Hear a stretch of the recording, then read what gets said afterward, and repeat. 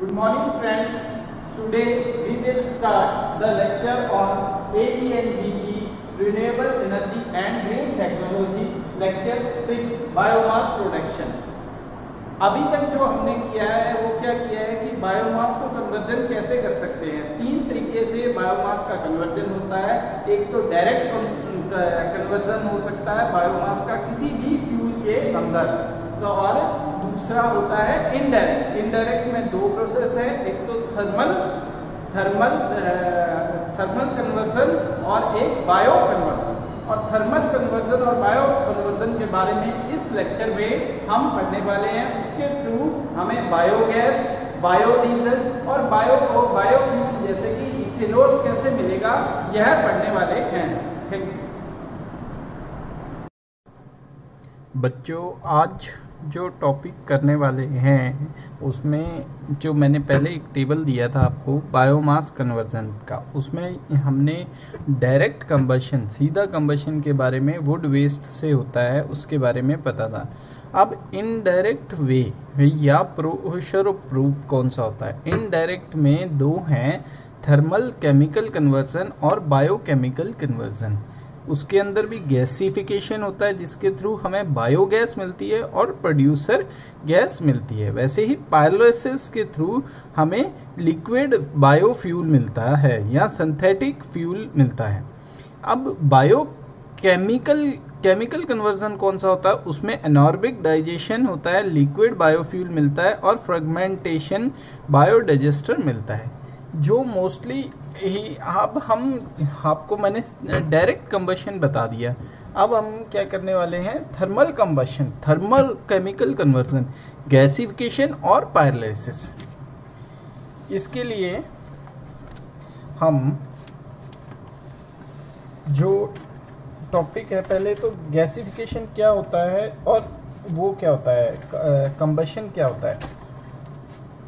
एक टेबल आपके सामने दिख रहा होगा,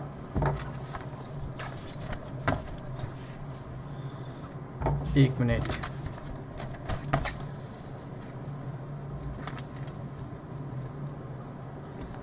ये देख, हाँ जी। अब क्या है कि हम जो टॉपिक पढ़ने वाले हैं उसके अंदर क्या करने वाले हैं, comparison of combustion, gasification and pyrolysis. दहन, गैसीकरण और पायरोलिसिस के बीच के अंतर को पढ़ने वाले हैं। जैसे मैंने आपको पहले टेबल दिया था उसमें इनडायरेक्ट में क्या है, थर्मोकेमिकल कन्वर्जन। थर्मोकेमिकल कन्वर्जन वह कन्वर्जन है जिसके अंदर केमिकल के थ्रू हम प्रोसेस करेंगे। उसके अंदर कौन से होते हैं, गैसिफिकेशन एंड पायरोलिसिस। अब क्या होता क्या है, दहन मतलब सीधा जो कंबशन हम जलाते हैं, जैसे कि वुड वेस्ट को हम सीधा हवा में जलाते हैं, तो उसमें क्या ऑक्सीडाइजिंग एजेंट हवा होती है। ऑक्सीडाइजिंग एजेंट कौन सी होगी, हवा या ऑक्सीजन होगी। तो उसके बारे में बात करें तो वो अधिक मात्रा में हमारे पास में अवेलेबल होगी। उसके बाद में गैसिफिकेशन की बात करें तो गैसिफिकेशन में जो हवा है वो उपरोक्त मात्रा में नहीं होगी, कम मात्रा में हमारे पास में होगी, लेसर सप्लाई ऑफ ऑक्सीजन। वैसे ही पायरोलिसिस कौन सा प्रोसेस है, पायरोलिसिस वह प्रोसेस है जिसके अंदर ऑक्सीजन की अनुमति नहीं होती। अब ये याद रखना पड़ेगा बच्चों कि थर्मल केमिकल कन्वर्जन में गैसिफिकेशन भी है, एक पायरोलिसिस भी है। और डायरेक्ट कंबशन में क्या होता है कि डायरेक्ट कंबशन में ऑक्सीजन की जो सप्लाई है वह अधिक मात्रा में होती है। गैसिफिकेशन में ऑक्सीजन की सप्लाई कम मात्रा में होती है। और पायरोलिसिस एक ऐसा प्रोसेस है जिसके अंदर कि ऑक्सीजन की सप्लाई नहीं होती और पायरोलिसिस में। उसके बाद में इसके टेम्परेचर की बात करें, अब क्या कर रहे हैं हम, टेम्परेचर की बात करें तो टिपिकल टेम्परेचर रेंज, कौन कौन सा रेंज की बात करें कि इसके अंदर रेंज क्या होगा। अब जो कंबशन है, कंबशन कौन सा है, कंबशन जो नॉर्मल हवा के अंदर हम डायरेक्ट मेथड की बात करें तो उसके अंदर टेम्परेचर कितना रहता है, 800 से लेके 1200 डिग्री तक रहता है। और गैसिफिकेशन की बात करें तो वो कम मात्रा में ऑक्सीजन में होता है और उसमें भी 800 से लेके 1200 डिग्री सेल्सियस तक रहता है। तीसरी की बात करें तो तीसरी क्या है, पैरालिसिस। पैरालिसिस एक ऐसा प्रोसेस है जिसके अंदर ऑक्सीजन नहीं दिया जाता और इसकी जो जलने की क्षमता है या टेम्परेचर जिसके अंदर बायोमास जलेगा वो कितना होता है, 350 डिग्री से 600 डिग्री तक, ज़्यादातर लिया जाता है 500 डिग्री के लगभग। अब क्या करना है, प्रिंसिपल प्रोडक्ट। प्रिंसिपल प्रोडक्ट का क्या मतलब है कि कौन कौन से प्रोडक्ट का इस्तेमाल किया जाता है। जो नॉर्मल दहन प्रोडक्ट है उसके अंदर हीट हमें क्या चाहिए, हीट चाहिए, प्रोडक्ट मिलता है। प्रोडक्ट मतलब उसको जब बायोफ्यूल को जलाएंगे तो हमें क्या मिलेगा, हमें उसमें से ऊष्मा या गर्मी मिलेगी। और जब गैसिफिकेशन को जलाएंगे तो क्या होगा, ऊष्मा और दहन गैस, जो कंबशन गैस है, जो बायोगैस है, प्रोड्यूसर गैस है, वह मिलेगी। यह याद रखने वाला बात है, गैसीकरण एक ऐसा प्रोसेस है जिसके अंदर हमें बायोगैस और प्रोड्यूसर गैस मिलती है। तो इसके अंदर क्या मिलता है, पैरालिसिस कौन सा प्रोसेस है जिसके अंदर 3 चीज मिलेगी। पहले तो हीट भी मिलेगी, कंबस्टेबल लिक्विड भी मिलेगा और कंबस्टेबल गैस भी मिलेगी। जलने वाली लिक्विड और जलने वाला गैस भी मिलेगा। तो ये प्रोसेस है। उसके बाद में जो कौन से कंपोनेंट मिलते हैं, कंपोनेंट ऑफ प्रिंसिपल, कौन कौन से प्रिंसिपल कंपोनेंट मिलते हैं इसके अंदर से मिलता है हमें CO2 और H2O, कार्बन एंड पानी। और जब इसको जलाएंगे तो इसमें से क्या मिलेगा, कार्बन मोनोऑक्साइड एंड हाइड्रोजन, जो कि हार्मफुल है। और इसमें भी पैरालिसिस में भी कार्बन मोनोऑक्साइड और हाइड्रोजन मिलता है। अब आगे चलते हैं। अब प्री डिटर्मिनेंट, अब मैं आपको पैरालिसिस के बारे में थोड़ा और बता देता हूं पहले आगे चलने से पहले। पैरालिसिस क्या है, प्री डिटर्मिनेंट कंपोनेंट।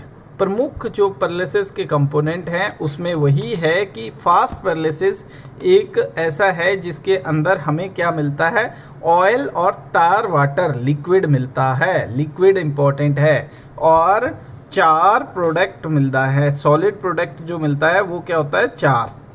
और इसका प्रोड्यूसर गैस भी मिलती है। अब कितने टेम्परेचर पे मिलती है, यह टेम्परेचर मैंने बोला 350 से 600 डिग्री तक। और इसमें टेम्परेचर 500 डिग्री पे हमें लगभग ऑल तार वाटर जो लिक्विड मिलता है वो 60 से 70% मिलता है। 4 जो राख मिलती है वो 10 से 15% मिलती है। और 10 से 25% हमें प्रोड्यूसर गैस मिलती है, उपभोक्ता गैस मिलती है। वैसे ही आगे चलते हैं, हम जो बात कर रहे हैं आगे, तो गैसिफिकेशन हायर टेम्परेचर पे होता है। गैसिफिकेशन की बात करें तो उसके अंदर क्या होगा, उसके अंदर जो है लिक्विड नहीं मिलेगा, वो कम मिलेगा, थोड़ा बहुत मिल भी जाता है कभी कभी। तो गैसिफिकेशन किस टेम्परेचर पे होगा, 800 डिग्री टेम्परेचर पे होगा। उसमें 20% और ये मिलेगा, लिक्विड मिलेगा। 4 जो है 4 पर 20% के आसपास मिलता है और 85% उपभोक्ता गैस या बायोगैस मिलती है।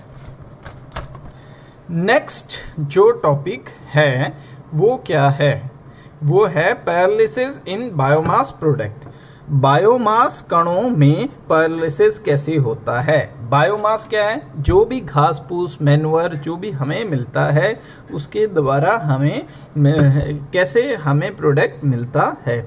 तो ये एक बायोमास है। मान लो इस बायोमास के अंदर ये हरी लाइन क्या सिस्टम है, इसके अंदर ये सिस्टम है कि ये सराउंडिंग मतलब वातावरण से कहाँ पे टच हो रहा है, इस पॉइंट पे टच हो रहा है। तो इसमें राख मिलेगी और गैस मिलेगी। तो थर्मल बाउंड्री, ये गर्म करने के लिए रेडियो एक्टिव कन्वेक्शन हीट इसको दी। जब हीट दी तो यह किस में कन्वर्ट हुआ, तार किस तरीके से मिला हमें, लिक्विड में मिला, राख में मिला और गैस में मिला। गैस फेज सेकेंडरी तार क्रैकिंग, और ये सेकेंडरी फेज है, ये प्राइमरी फेज है, मतलब ये है प्राथमिक फेज है और ये माध्यमिक फेज है। तो वही चीज़ है जो मैंने पहले बताया आपको कि पायरोलिसिस से क्या कैसे चीज़ें हमें मिलती हैं। आगे चलते हैं। अब गैसिफिकेशन के बारे में थोड़ी बात कर लेते हैं। तो गैसिफिकेशन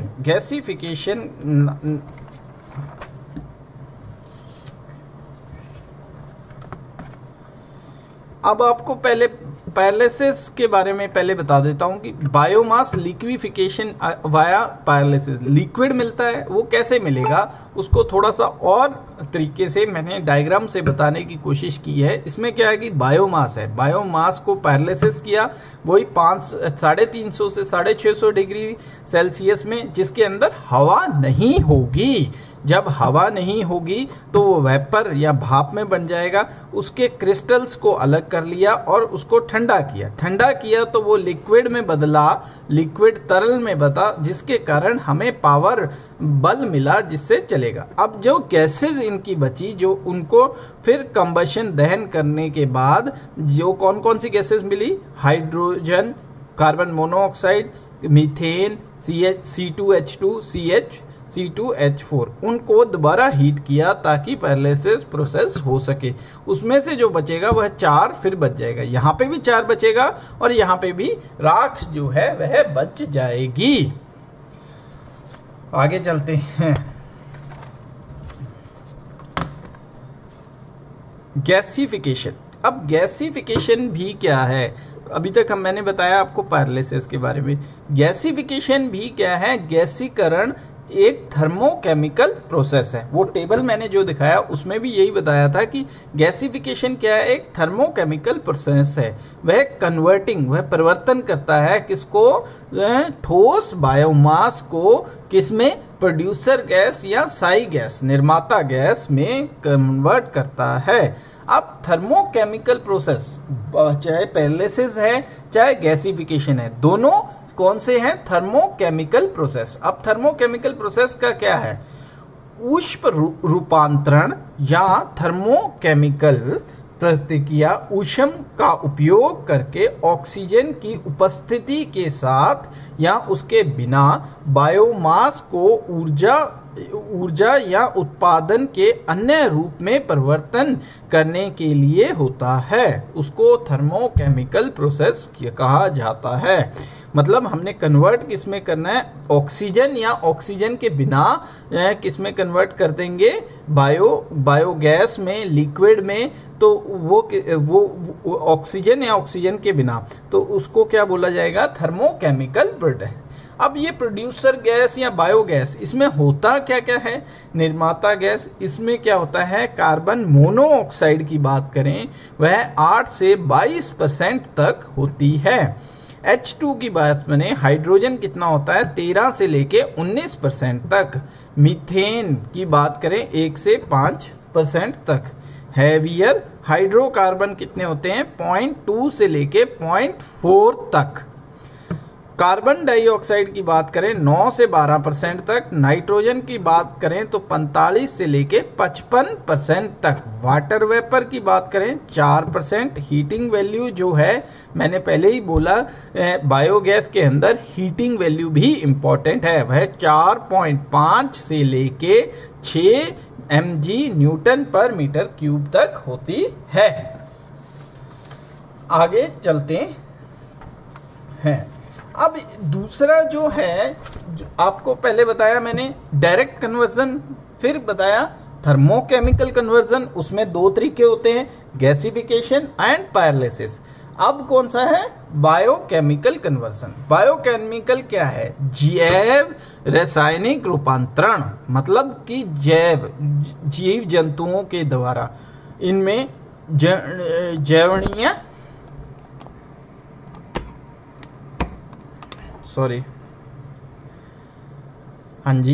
तो बायोमास कैसे होगा, जैव रासायनिक का उपयोग करके मतलब कोई भी एंजाइम बायोगैस या बायो इथेनॉल में बदलना होता है।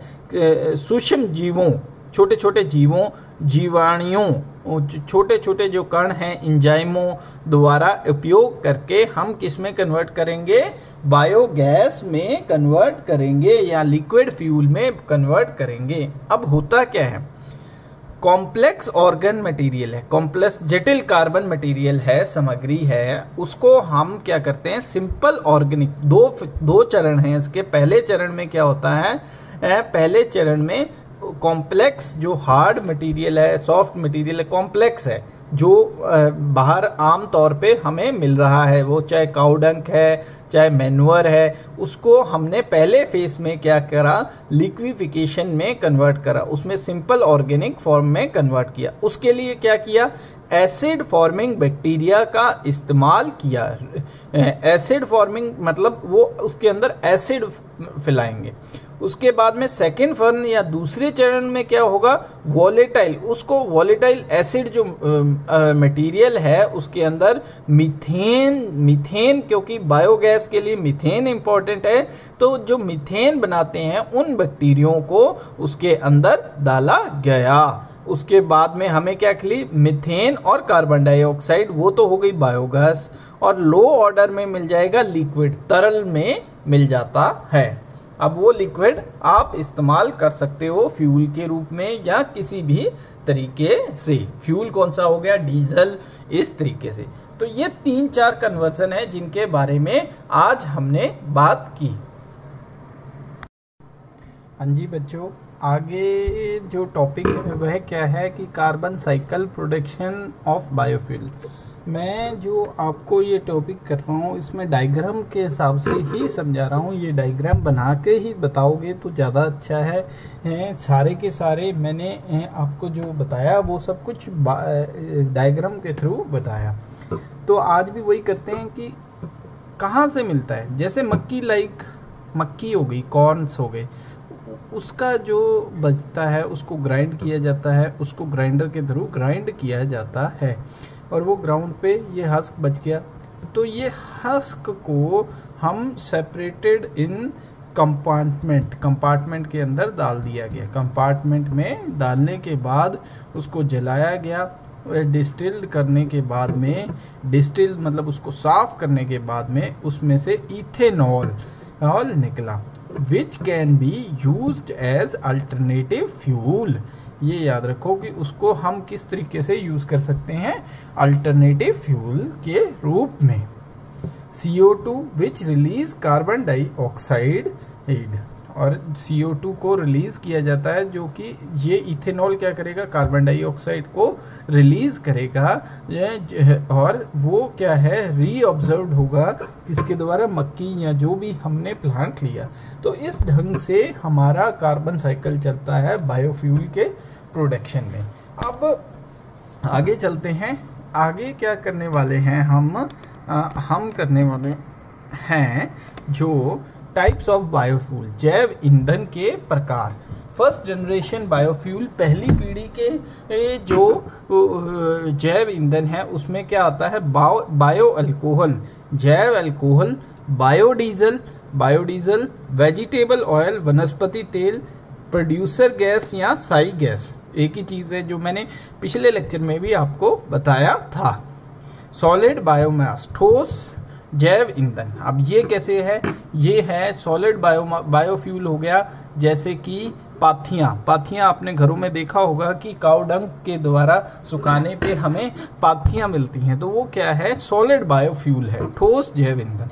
अब बायो इथेनॉल क्या है, बायो इथेनॉल फ्रेगमेंटेशन के द्वारा बनाई गई अल्कोहल है जो ज्यादातर कार्बोहाइड्रेट जैसे चीनी या स्टार्च फसलों जैसे मकई, गन्ना से पैदा की जा सकती है।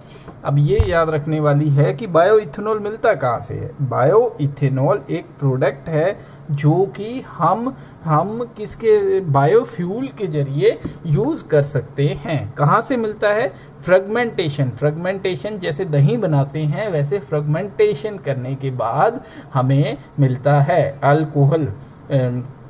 इसको अल्कोहल बोला जाता है। यह क्या है, कार्बोहाइड्रेट्स जैसे वाले प्रोडक्ट के द्वारा बनता है, जैसे चीनी, स्टार्च, फसलों जैसे मकई से पैदा होता है। सेल्यूलोज बायोमास जो कई तरीके के अलग अलग है। अब सेल्यूलोज बायोमास क्या है? जौ,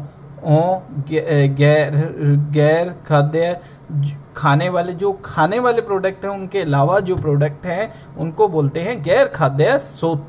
जैसे जौ हो गए जिनको खा नहीं सकते, और क्या हो गए, ये हो गया चतुरफा, एक पेड़ है जिसके थ्रू मिलता है। तो यह इथेनॉल उत्पादन के लिए फीड स्टॉक के रूप में भी काम करता है। अब कहाँ पे ले सकते हैं इसका इस्तेमाल? सड़क परिवहन वाहनों को चलाने के लिए पेट्रोल ईंधन के यूज में लिया जा सकता है। दुनिया में व्यापक रूप से इस्तेमाल किया जाने वाला वैकल्पिक ईंधन है, मतलब विकल्प है एक पेट्रोल का। ब्राजील, संयुक्त राज्य अमेरिका में इथेनॉल को इस्तेमाल किया जाता है उत्पादन करने के लिए। अब ये है बनता कैसे है, ये वही मैं आपको बोल रहा हूँ, जितने डायग्राम के साथ में बनाओगे उतना आपको अच्छा है। तो वही चीज़ फिर ये इसका डायग्राम है कि कैसे मिलेगा। अब ये क्या है, अब बायो इथेनॉल कैसे बनता है। तो बायो इथेनॉल को देखने के लिए आप एक प्रोडक्ट डायग्राम, प्रोसेस डायग्राम देखो। इसके अंदर क्या है कि बायो इथेनॉल हैंडलिंग है, उसके बाद में उसको पहले प्री ट्रीटमेंट करनी पड़ती है। प्री ट्रीटमेंट मतलब प्री उपचार करना पड़ता है ताकि इसको साफ सफाई कर सके। इसको मैंने पहले ही बोला फ्रेगमेंटेशन के थ्रू किया जाता है। इसमें एंजाइम का इस्तेमाल किया जाएगा। इसमें सेल्यूलोज हाइड्रोलिसिस किया जाता है जिसके थ्रू फ्रेगमेंटेशन, ग्लूकोज फ्रेगमेंटेशन होगा, जिसके थ्रू इथेनॉल हमें रिकवर होगा। वह इथेनॉल को साफ करेंगे तो वह इथेनॉल में कन्वर्ट हो जाएगा। फिर वो इसका जो प्रोडक्ट है लिक्विड यूटिलाइजेशन के लिए हम कर सकते हैं। तो यहाँ से डायरेक्ट पंचिक पाचन जो है वो फ्रेगमेंटर यहाँ से लेके बायो इथेनॉल से प्री ट्रीटमेंट से कुछ यहाँ पे डाल दिया जाता है ताकि उसका वेट बढ़ सके। तो ये डायग्राम सीधा आपको बता रहा है कि बायो इथेनॉल कैसे बनता है। कैसे बनता है? बायोडीजल से मिलता है। बायोडीजल को पहले प्री उपचार किया जाएगा, उसमें साफ सफाई की जाएगी, उसमें एंजाइम डाले जाएंगे, उसके अंदर सेल्यूलोज हाइड्रोलिसिस किया जाएगा और उसके बाद में ग्लूकोज फ्रेगमेंटर किया जाएगा जिसके अंदर बायोमास से कुछ मास लेके उसमें डाल दिया जाएगा, जिसके द्वारा हमें इथेनॉल मिल जाता है। अब इसके बारे में अनुप्रयोग, इसके लाभ क्या है, इसके अनुप्रयोग क्या है, उसके बारे में तो गैसोलीन जो कि परिवहन ईंधन का उपयोग देता है उसे बदलने के लिए बायो इथेनॉल का उपयोग किया जाता है। तो ये क्या है कि यह जो इंजन देगा कि वो क्या देगा, बायो इथेनॉल। उसको कहाँ पे हम गाड़ियां चलाने के लिए ईंधन के रूप में इस्तेमाल किया जाता है। आगे चलते हैं। बायो इथेनॉल का उपयोग थर्मल दहन, थर्मल बिजली उत्पादन करनी है या जहाँ पे हमने वो करनी है गर्मी प्रोड्यूस, हीट तपिश करनी है, वहाँ पे हम इसको उपयोग कर सकते हैं जलाने के लिए। प्रतिक्रिया रासायनिक उत्पादन में फीड स्टॉक, रासायनिक उत्पादों में फीड स्टॉक के रूप में भी उपयोग किया जा सकता है। तो आगे चलते हैं। बायो इथेनॉल के लाभ क्या है? अधिक पूर्ण दहन, मतलब कि ये सफाई से जलने वाला है। ग्रीन हाउस गैसों को कम करने में सहायक है। कार्बन है इसमें बहुत कम है, तो ये पर्यावरण के अनुकूल है। यह ऊर्जा कभी खत्म नहीं हो सकती क्योंकि यह प्लांट द्वारा बनती है। ईंधन अधिक आसानी से जैव विषयक या गैर विषय एकाग्रत फैलता है। किसी भी पेड़ का उपयोग करके हम बायो इथेनॉल बना सकते हैं जिसके अंदर थोड़ी सी भी चीनी हो। बायो इथेनॉल के नुकसान क्या है? बायो इथेनॉल के जो नुकसान है वह क्या है? फसल लगाने के लिए कृषि योग्य भूमि चाहिए, वो तो सबसे जरूरी है। और उसके बाद में बायो इथेनॉल की आकर्षित कीमत के कारण कुछ किसान जैव ईंधन के लिए खाद्य फसलों का त्याग कर सकते हैं। मतलब इसकी कीमत कितनी है, उतनी आकर्षित नहीं है कि लोग इसको लगा सके। और उत्पादन जो है वो क्या है, परफॉर्मेंस इतनी अच्छी नहीं मिलती, इसके कारण हम बायो इथेनॉल को इस्तेमाल नहीं करते।